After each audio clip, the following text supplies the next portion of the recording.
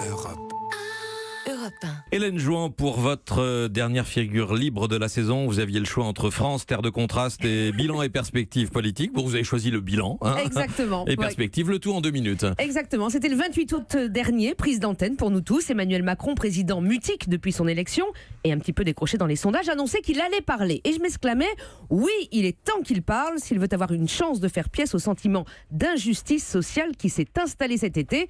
Eh ben, c'était une bêtise. 300 jours plus tard, l'étiquette président des riches reste scotchée. Il a parlé, beaucoup même, de formules choc en longues explications télévisuelles. Il a réformé aussi, mais trop bavard, peut-être saturant l'espace médiatique et politique, plus clivant que jamais.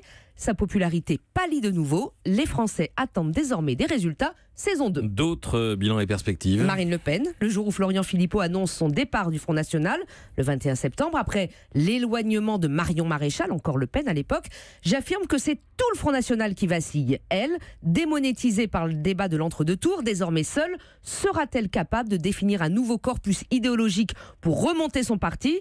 Eh bien, c'est raté. C'était sans compter le génie de l'actualité et la tragédie des crises politiques européennes qui ont remis sur le devant de la scène le thème tellement porteur de l'immigration. Le FN n'a pas eu besoin de se réinventer. Il n'a fait que changer de nom.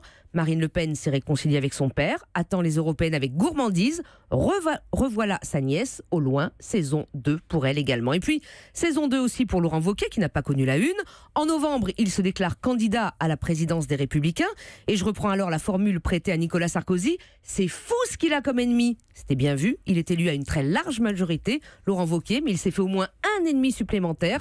Nicolas Sarkozy, qui a peu goûté la séquence bullshit. Et qui est allé déjeuner il y a quelques jours à Matignon avec Édouard Philippe et Gérald Darmanin, ce qui est quand même un drôle de pied de nez à Laurent Wauquiez. Et la saison 2 pour la gauche ? Eh bien, à l'automne, Jean-Luc Mélenchon était encore en deuil de ses 600 000 voix près. Alors, il est descendu depuis dans la rue, 1 fois, 2 fois, 10 fois. Les réformes sont passées, il continue de batailler à l'Assemblée et sur son blog contre le gouvernement, contre les médias, pour être le premier opposant à tout, à défaut d'être le recours à quoi que ce soit.